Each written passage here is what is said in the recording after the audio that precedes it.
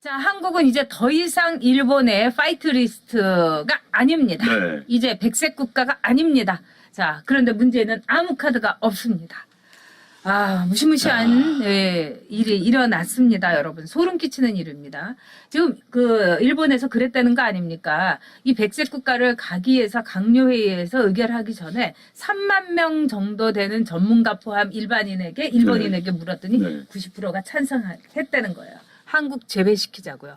근데 문제는 카드가 없고 이따가 2시에 담화한대요. 네. 아니 뭘 2시에 해요. 하려면 지금 하지. 이순신 장군 또 찾을 텐데.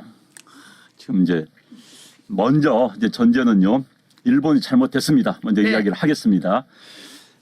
보통 우리가 이제 전 세계에서요. 이제 백색 국가 여러분들 그것부터 좀 우리가 알고 이야기해야지 좀 이해가 빠를 것 같습니다. 네. 화이트리스트는 과거 이제 공산공 국가의 안보 관련 물자를 수출한 걸 막기 위해서 자유주의 국가들이 이제 연합체를 만들었습니다. 그게 이제 29개 국가였어요. 그러면 그 29개 국가는 되게 똑같이 그걸 적용을 합니다. 우리나라도 해외 수출할 때 가나 다를 구분합니다. 각급에 28개 국가를 넣었어요. 일본을 포함해서 다. 미국 뭐 이런 나라 우리들한테 우방 국가죠. 일본도 마찬가지입니다.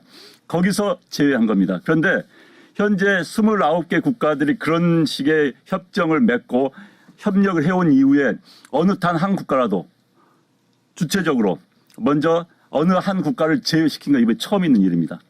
그러니까 세계 역사에 지금 처음 있는 일이 벌어지고 있는 겁니다. 문제는 이렇게 되는데 일본에서 국민들마저 지금 뭐 아까 말씀하셨지만 다 박수를 치고 있다는 게 문제라는 거고요. 또 이 사안은 다 예측이 되어 왔었습니다.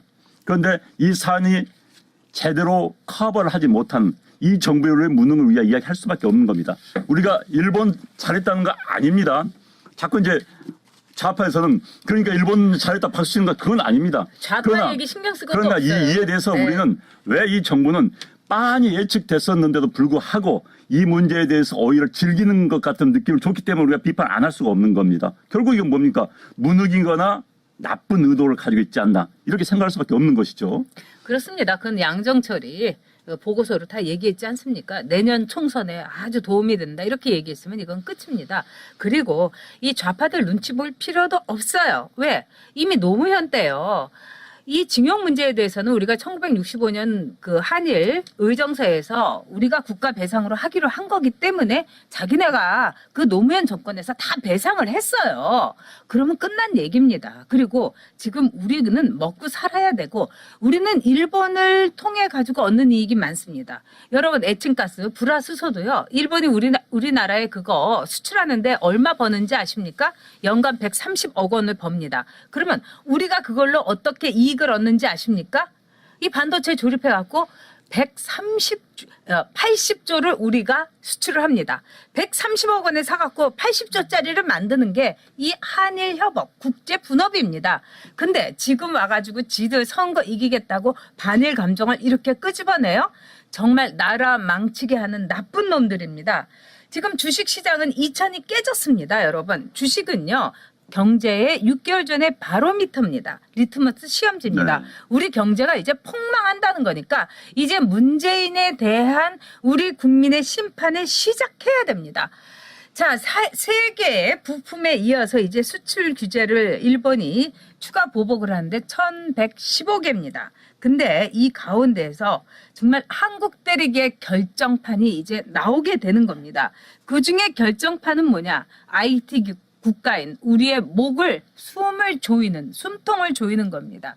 이거 나라 망하는 길에 문재인이 다 손잡고서 가자고 하는 여러분 피리 부는 그 광대라는 동화 아시죠? 그래갖고 그 마을의 애들을 다 해갖고 소금물로 있는 바다로 뛰어들게 해서 애들을 다 그냥 저세상으로 보내버린 문재인은 바로 피리 부는 사나이인 겁니다, 여러분.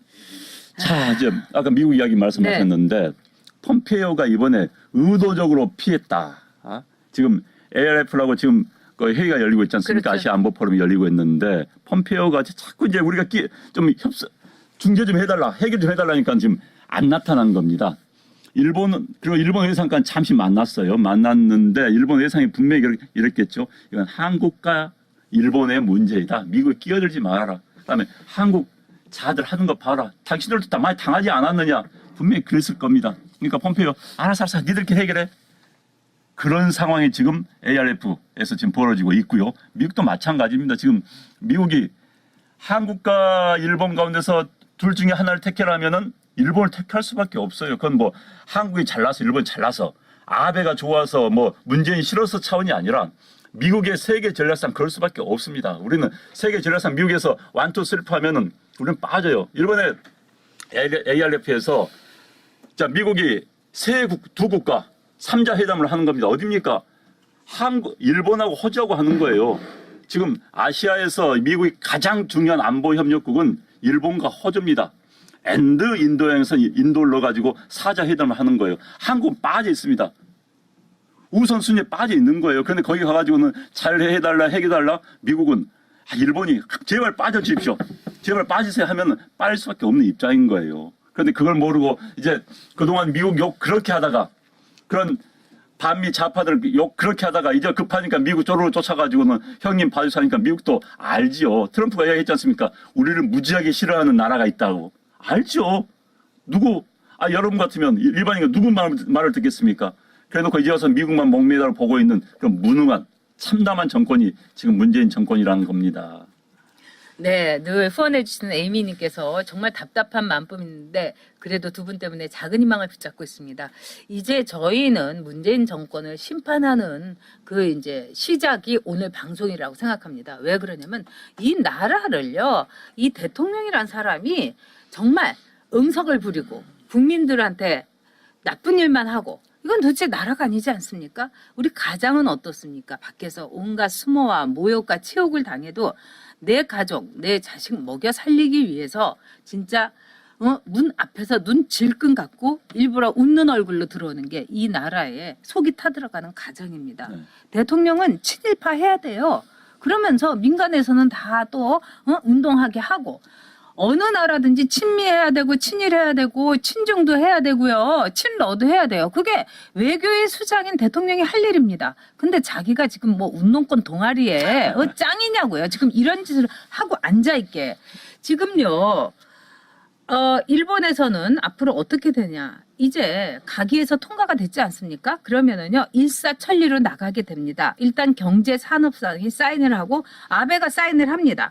그러고 나서 일본 왕이 이거를 공표를 하게 됩니다. 그래서 이달 말, 8월 말이면은요, 그냥 1105개가 그냥 쫙 무슨 카드 깔리듯이 도미노처럼 쫙 나오게 됩니다. 그러면 한국 경제는 여러분, 마비됩니다.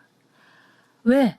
이거는 우리 한국 경제가 뭐 일본에 특히 취약하고 일본에 대해서 뭐 경제 독립이 안 돼서 그렇고 아니 그러면 그런 거는 왜 이제까지 그 좌빨들은 신경을 안 썼느냐고요. 가만히 있더니 이렇게 될 경우에 한국 경제는 완전히 무너지게 됩니다. 왜? 일본이 이렇게 할 때 우리가 뭐가 되냐면 우리가 뭐 독립하고 우리가 능력이 없어가 아니라 전 세계에서 미국도 자주 국방 안 해요, 여러분. 미국이 이번에도 호르무즈 가는데 일본 자위대 보내달라, 한국도 파병해달라. 한국 파병한대잖아요. 근데 일본은 뭐라고 합니까? 우리 이란하고 관계 있기 때문에 자위대 안 보내겠다. 이 나라가 강하면 이렇게 하는 거예요. 근데 그렇게 반미를 외치고 난리를 치더니 호르무즈에 파병한다는 거 아니에요. 나라 꼴 진짜 좋습니다. 무슨 뭐 인권이 어떻고 뭐 평화가 어떻더니 찍소리만 타고 쪼르르 가지 않습니까? 응? 자, 그런 점에 있어서 앞으로 이 호신님이 말씀해 주신 게 제가 정말 가슴에 와닿습니다. 저도 전에 이런 글을 읽었습니다만 정치가는 다음 세대를 바라보고 정치를 하고 정치꾼은 선거만 생각한다. 지금 문재인은 정치꾼입니다. 그럼요. 그리고 아까 뭐 운동권 동아리 말씀하셨잖아요. 네. 운동권 동아리의 수장이 아니라 얼굴 마담입니다. 아, 맞습니다. 저희들이 이제 그 옛날에 학교 다닐 때 맞아, 보면요. 얼굴 마담이에요. 김민석 지금 뭐 민주당의 무슨 이 반일 무슨 운동 투쟁이 위원하고 네. 있더라고요. 그래서 이상한 소리 한 번씩 빵빵 하던데 김민석이 같은 게 얼굴 마담이었거든요. 실제 센 사람 따로 있습니다. 임종석도 그 당시 얼굴 마담이었어요. 전혀 운동과 거리 없는 친구였습니다. 그런데 지금 문재인 대통령은 진짜 운동권 동아리들의 얼굴 마담격입니다. 본인이 무슨 사고의 틀을 가지고 있는 것도 아니고 그냥 본인의 제가 이제 어렸던 이야기합니다. 운동권에 대한 폐의식 때문에 끌려가는 그런 상황인데 어쨌든 무능은 다 백일하에 드러났습니다.